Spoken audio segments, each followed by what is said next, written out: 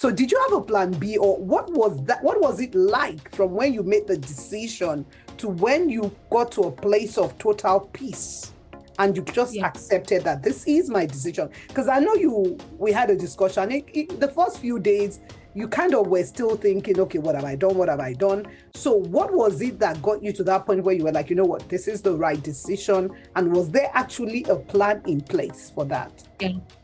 Yeah. So there was no plan in place. Wow. And let me maybe answer this question back to front. There was no plan in place. And I want to make it absolutely 100% clear. I am not in any way encouraging anybody to walk out of their job. Let me be absolutely clear.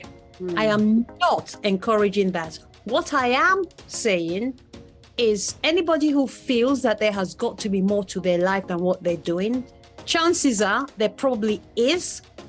And what I am suggesting is that if anybody feels that they want to do something out of what they're doing right now, which is like a 9 to 5 or even running their own business, that they do have a plan B.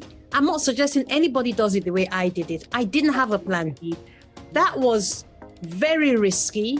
But here's the thing, PB, the reason why it got to that point was because I didn't do it when I was supposed to. I get you.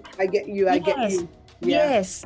I didn't make my plan B or even my plan C when I was supposed to. So I got to a point where literally life just pushed me over the edge. Like, you're never going to make a plan B. So jump, and you're going to have your parachute open as you jump, and you make your plan B in motion. Ooh, on the fly, like they say. On the fly.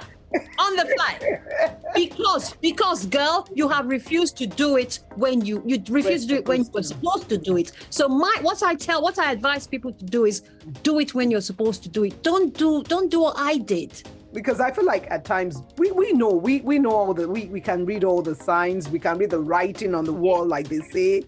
But if you don't read the writing on the wall, somebody else is going to help you. So in your case, it was your boss that helped you see the writing on the wall. So okay, so that's